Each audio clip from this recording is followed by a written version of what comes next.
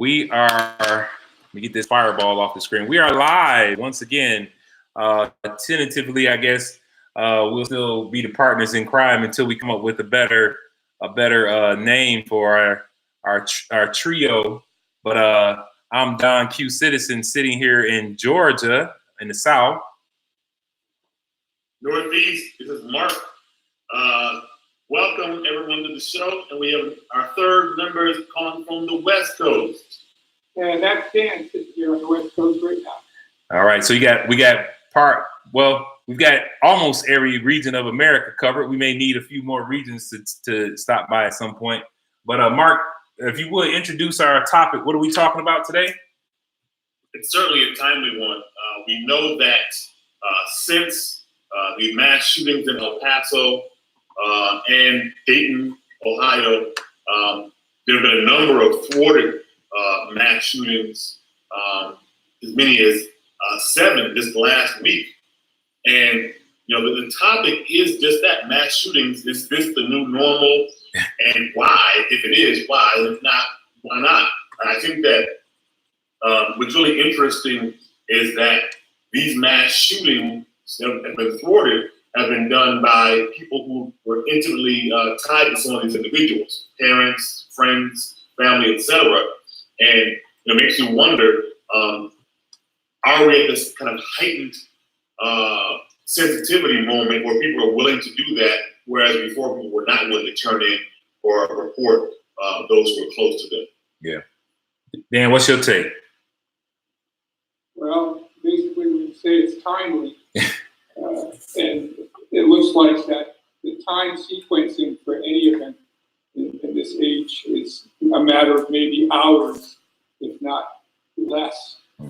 Since the last shooting, for example, the last one meaning that got mainstream coverage, there's been a period of time in which the country moves on to the next big issue. So even a week out, we feel like this is so ancient, what happened, say, for example, in El Paso. And I think there are reasons for that we can talk about. And I'll hear from you next, though, Don, and then I'll get back to you. Yeah, it's it's interesting. Mark mentioned the headlines, and you guys talked about timeliness. But it's so prevalent that I almost can't keep track of which mass. Like when you see the headlines, mass shooting, sometimes I have to look and see what date it is and which event are we talking about, because it's like it's so many of them that personally, if you're not like a person that watches the news daily, you will lose track and almost be desensitized because I don't know which event are we talking about. So I often wonder, in comparison to the past, is it a matter of, is this phenomenon increasing, which I think it is, or our ability to report these events, have that increased and maybe the perception is heightened? I go back and forth with that one. Well, one thing I will say is that a number of the individuals who engaged in mass shootings, or at least planning the mass shootings, have had a common kind of thread, and that is a lot of them have been online talking about white supremacist ideas, or even being inspired by white supremacists, mentioning Donald Trump, mentioning the need to eliminate certain groups of people, be they Latinos, African Americans. Most recently, there was someone who was planning on shooting a synagogue, another one shooting a gay club recently. Yeah. And these are individuals who are kind of spouting these same kind of themes, that they want to eliminate certain groups because they are threats to white America. Yeah. And they've become more bold. And with the administration that's in office now, there's been little done to eliminate that type of thinking and that type of activity. If anything, certainly with the ancient history, things ancient become ancient quickly. In the Charlottesville situation, with fine people, good people on both sides, kind of give a green light to people like the ones who are acting out right now. So they're active, they're planning, and I think they're seeing this as what white supremacists called RHOWA, racial holy war. Right. And I think they're all kind of activated. May not be a hive mind, or may not be a syndicate in any sense, but they are aligned in terms of their thinking and what has to be done in their minds to change the browning of America, taking back to what it had been in the 1950s, much more white, dominated place. Right. You know, you mentioned that common thread, and what I see as a common thread, when I see the faces of the perpetrators, and since then, the faces of those who have been arrested before they've been able to commit one of these violent shootings, there's a common thread of young white males. Mm-hmm. And when you look at the history of two phenomena in this country that I find fascinating, one is serial killers and mass killers seem to be about 90, I think statistically, 90% white males. Usually they profile them in that age group between like 18 and 35 or so. Right. And if you think about who has guns and who's trying to maintain their retention of those guns, like the NRA has a white male face to it for the most part. And the idea that these people are committing these incredible, horrific crimes, serial killers, mass killers, and they don't want to make this an issue about guns when we know historically they have done plenty of, they've taken plenty of actions when they go after guns in the urban areas. Mm-hmm. And we know what that's code about. Yeah. And any of us who lived through the 60s know that the public showing of guns by Black Panthers mm-hmm. was pretty much their death knell. Yeah. I mean, there was no way they were going to be allowed open carry. Yeah. And there's always been concern about shootings in the city where they have gun buyback actions taking place. They have lots of police intervention and getting guns out of the hands of criminals Mm-hmm. and so forth. Yeah. And it suggests to me there's something bigger going on here. Yeah. Yeah, it's man, you guys, both of you guys just nailing different aspects of this. One thing you said, Dan, that just popped in my head was the age of the perpetrators. You know, along with everything else you said, the age of the perpetrators, it's interesting that youth is a common factor. You know, Mark touched on belief systems and values, but I'm also thinking of the terms of young people and how younger people tend to see the world and view themselves in it. You know, I often wonder if the sense of entitlement in today's society is even higher than it's been at any other time in our history, which also contributes to this landmine. You know, it also contributes to everything that we're talking about. What do you guys think about just the youth factor, you know, along with the value system? Well, you mentioned youth factor. According to a lot of those individuals who are enacting these crimes, they're not enough youth, at least white youth. Yeah. There's a 2016 Time magazine article that mentions that, you know, more white people are dying than being born in 17 states. And that was in 2016. There's a belief, again, the browning of America. So, yes, I think that we're talking about individuals who, for their young lives, have always thought of this as being a white nation. When they see the writing on the wall that the country is changing in terms of the demographics, they think they've been cheated out of what is their birthright to be. It's the dominant group in the country. Yeah. Also, in terms of these shootings, there's a unique phenomenon, what's called the Trump slump, in terms of gun sales. Yeah. Vox reports that since Trump took office, there was a mass shooting. There's not been an uptick in gun sales as there was in previous presidential administrations, because they believe that Trump and this current Republican Party will not do anything to take away those guns. There's no fear of a run on the guns by the government. So there's not been an uptick in gun sales since then. So they feel as if they're pretty safe and secure with their ownership and their activity under this administration. And it's fed by, again, the grounding of the country and the idea that there won't be enough white folk to maintain dominance. Yeah. Well, what do you guys, Mark, oh, go ahead. Go ahead, Dan. Mark, you bring in that, the grounding aspect, right? And definitely that is a very contemporary issue. There was no such concern in the 18th, 19th, or even 20th century that such an event could occur. Now, given that understanding, there has not been a concern, although I'm going to say on a significant level, there's always been a concern going back to the Sono Rebellion, or certainly Nat Turner or something along those lines in the 19th century, early 19th century, that Black people with weapons might have ill intent in mind in terms of getting revenge against white masters in the South and so forth. And all the way through history, this has been kept suppressed. And it again, leading into this, the rise of the civil rights movement, which became more militarized with the Panthers, at least in the public domain and visual effect.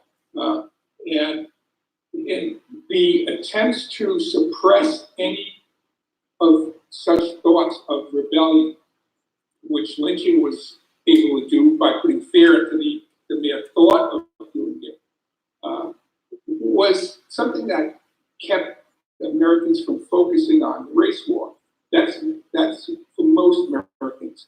Throughout that period, though, there were white Americans who always had their minds on the race war, and that would be the far right. I'll mention the Klan in particular. The formation of the Klan was very much tied into arming whites so that they could control the Black population. If the government wasn't going to do it, armed white civilians were going to take it into their own hands. And you look at who it is today that is in collecting all these weapons, or why they're collecting them. And we now know for sure that white supremacists are gearing up for a race war. And they're going to be prepared for it. And the thought of taking their guns away is something that the NRA would not allow, because how could you possibly do that knowing this history? Yeah.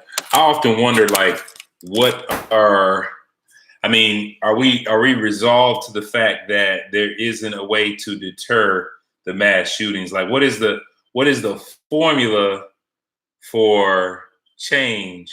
And that brings regulation to mind. Having worked in law enforcement, I'm a gun owner.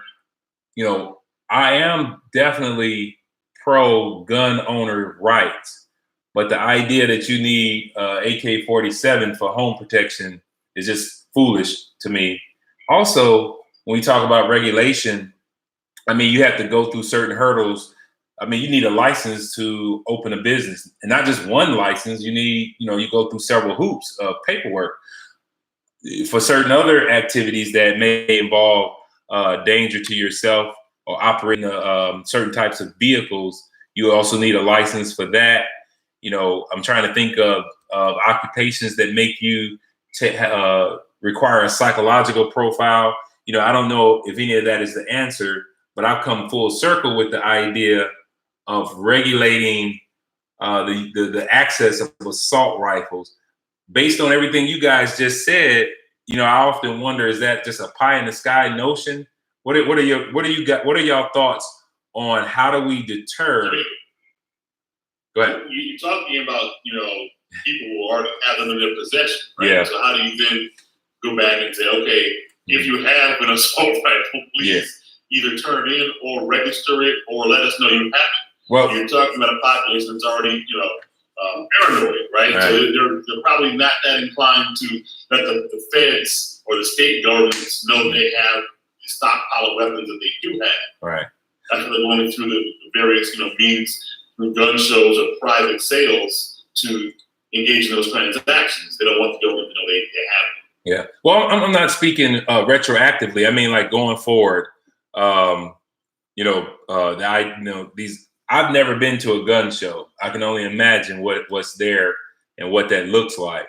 But from what I've read and what I've heard in media, if I wanted to, much like any other citizen, supposedly, I could go to a gun show and pretty much anything that's there, legally I can buy under the notion of home or personal protection. For some reason, I don't think I feel comfortable at a gun show, but I know I've been in parts of Georgia where there were these, flea markets. I went with a cousin of mine in Georgia to a flea market, and they were outright selling not just the stars and bars, the Confederate flag, but there was a T-shirt I recall this very vividly from back in the early '90s when there was a movie called Boys in the Hood that was very popular. They had a T-shirt that says the original Boys in the Hood. Yeah. They had an actual drawing of the Klansman. This is at the flea market, yeah. and my cousin is walking with me, and she wasn't bothered by it, but she thought I was concerned a little bit, but not enough to run out of there. I was ready to run out of the place. Right. I knew I was being surrounded by it, but I don't think the gun shows are for people like us necessarily. Yeah. Well, excluding myself here, I would say I would be scared in a different way. Yeah. But look, I think of the guy who recently said he was videotaping himself. He was armed, and he was approaching with a camouflage uniform on, and he had his rifle around his shoulder and so forth. And he's in an open carry state. Now, if a black male were armed and camouflaged with the goggles on and so forth, approached the Walmart with knowledge that it is legal to carry that gun, and do you think for a second that they would be even close to not being gunned down? I mean, we already have that though.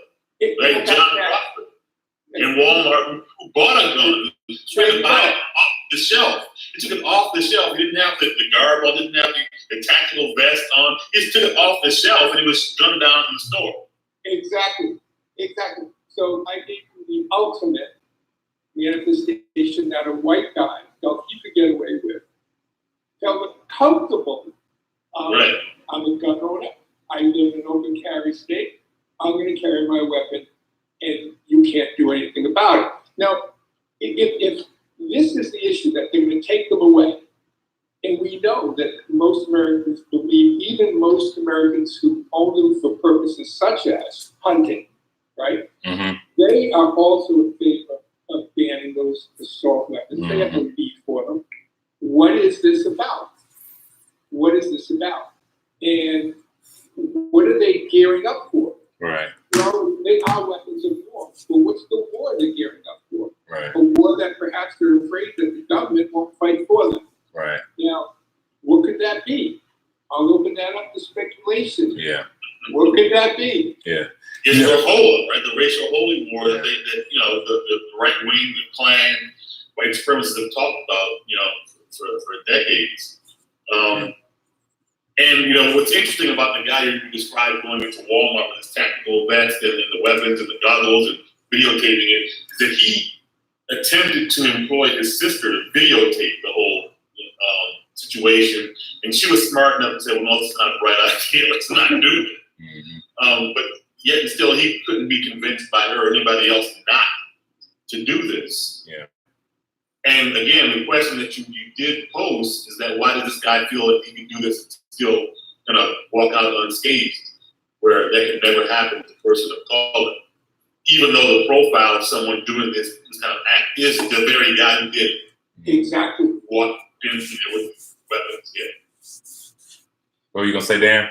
So, if this is what we know, but look, it's not going to be talked about in the sense that this racial holy war you're talking about, Mark, that doesn't seem to resonate with the general public.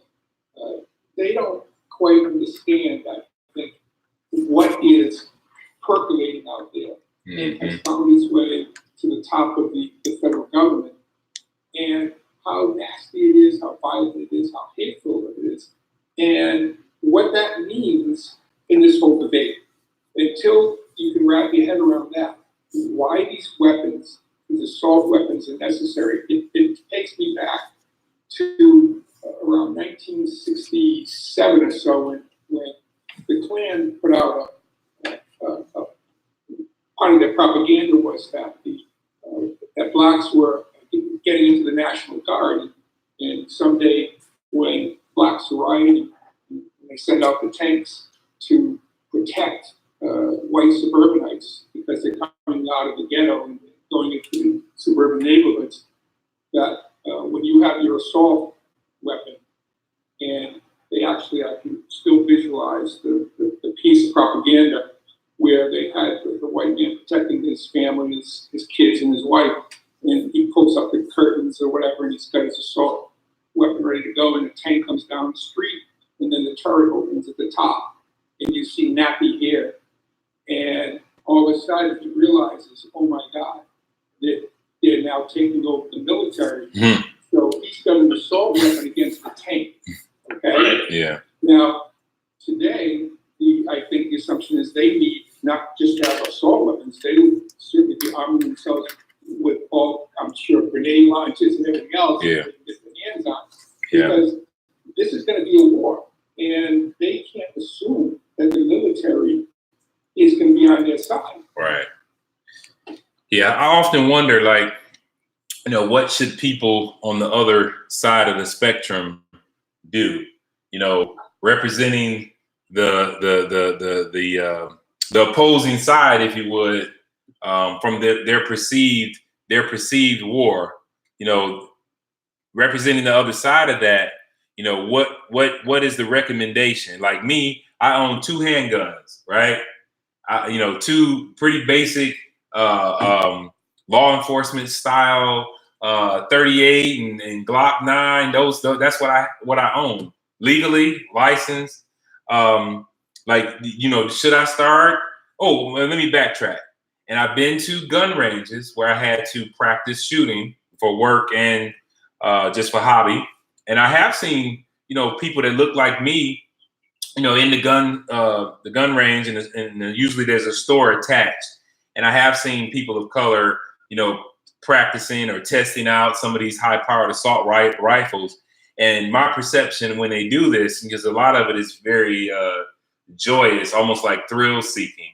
Like I don't get the sense that there's any preparation for a moment where they're going to need it.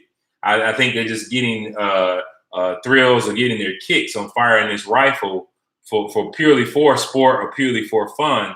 But would we recommend to people that fit this category, would you say they need to start being more serious about their assault rifles and or their acquisition of assault rifles? Or would that just make the situation even more provocative? I don't know. I think this juncture to suggest that people who might be the target to white supremacists in some kind of a holy war to stockpile weapons of that, maybe for some that would work, but I think we're outnumbered, first of all, at this point. And the weapons, we don't even have anything close to what they have in terms of an arsenal. Right. What's been accumulated. Right. So probably won't catch up, but I don't think we need to catch up. One person will shoot one gun at a time, I think. Maybe shoot 2, who knows? But I think what's happened in the past in terms of people of color fighting off white supremacists or those who sought to do harm is it's going to have to be, I even hate to use the term, like some kind of a backlash against them in a more tactical or strategic manner, guerrilla style. Not that that's ever going to happen, I don't think, but if you're going to fight them. You won't be, out gunning them. That's probably not going to happen. Yeah. And that whole aspect when Don, you talked about if you're on the other side, so to speak, the opposition to this, and you want to see something good come out of this. To me, the only way anything good comes out of this is if exposed to the open air is the truth of what's going on here. And that's the part that most people don't want to deal with. And if you think about right now, we have a federal government, a White House, that is operating in a way that supports, in many ways, that supports this whole concept of a religious and racial war, which is some kind of apocalyptic event that's going to take place. Takes me back to Charles Manson, but the same thing was going to happen. He was trying to get it going then because we could beat him now. Who knows in the future? He was actually looking seriously at the browning of America. We got President Manson now, though, I guess. Well, you got something exactly crazy. And how we deal with this is, number one, we've got to tell the truth about the history, and that history that in the New Yorker, that New York Magazine, what was it? New York Times Magazine. New York Times. Yeah, New York Times Magazine on the real history and so forth. But until that happens, the country's not at all even cognizant, or they don't want to be, what is behind a lot of this violence among white males in particular. And this entitlement that Don talked about, if you think about it, let's say it's not even racial for someone. Okay, fine. What is the other entitlement that they're looking at? The entitlement that somehow they are owed, and they don't see it racially, some of them perhaps. Right. I think most of them do, but that they have entitlement to certain opportunities in this country. And when those doors don't seem open to them, well, why the hell is that? That's for white males, that's got to be evidently quite a slap in the face. And who's the problem? We know that it's easy to turn them in that racial direction. Right. So they may not have been born into it in the sense of knowing it when they were 8, 10, and 12, but what they learned is, yeah, that's what's going on. That's what's happening. That's why I am stuck here, a loser, so to speak, right? Yeah. And I'm going to make myself a winner. Now, that is something that we can deal with, but there's never been an incentive to do that at the top. They could have, for years, if they put in the same effort to deal with the Klan, to infiltrate and deconstruct and destroy the Klan like they did with the Panthers, okay, or even Martin Luther King.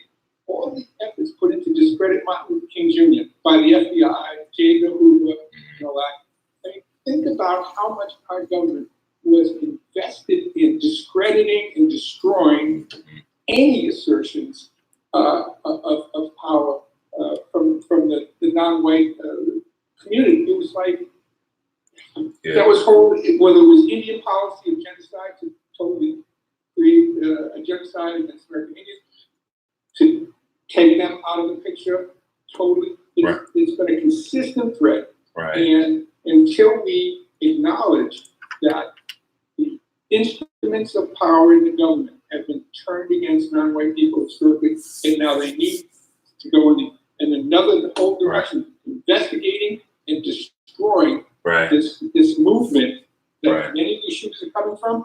Are they, right now, they're being empowered, not disempowered. Right. So this is what we have to do, get a whole new, cleaned out White House and start talking about truth, about what's going on. Yeah. Well, I've got the topic for the next show then, because I think that what you open up Pandora's box, because you mentioned that,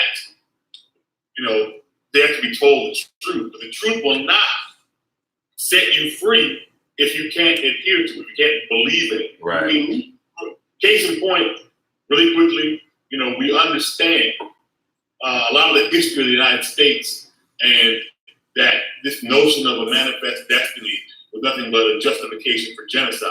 And there's still a romanticism around the idea of the frontier, the pioneers, and Sacagawea leading people to greener, new horizons and whatnot. And until we can understand that, we can't get to the bigger issue. So we understand that what we've learned in terms of history is largely false, and those who told that don't want to, dispel those myths, then we really can't go anywhere. Yeah. Hey, that is a beautiful note. Well said. With 30 minutes in, I know we said we're going to try to stick to 30 minutes, but much like last week, you know, it's very hard when we have a topic that all of us are, you know, there's no easy solutions. You know, I always like to say I represent the common person, the simple person. And, you know, I can imagine people that listen to debates or discussions like this, you know, sometimes maybe their heads are spinning or their frustration levels rise because they don't know where to go from here. You know, they don't know, should I write my congressperson? What should I do? But on that note, all three of us are in agreement of, you guys have consistently said that to increase our awareness of what's going on. So you start by listening to discussions like this, doing your research, and engaging other people in dialogue. I think we all agree on that, right? I love it, especially because now we're looking for a title. We got re-educators. I know. Look. You may Dan. You may have hit on something. He may have hit on.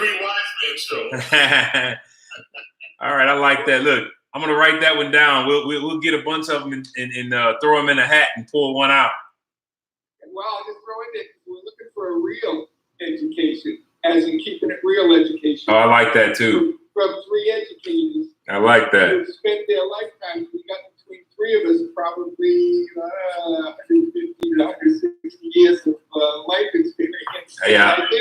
I think we got something to offer there. Yeah, I like that, man. Let's put that. Let's let it marinate for a week, and maybe Friday we'll touch bases, and then we can start. Once we get the title, maybe we can start getting some graphics together and some other goodies. But you guys enjoy your weekend. I know. I got to run my little guy to a movie. So yeah. So you guys take it easy. All right, we're out. See you, YouTube.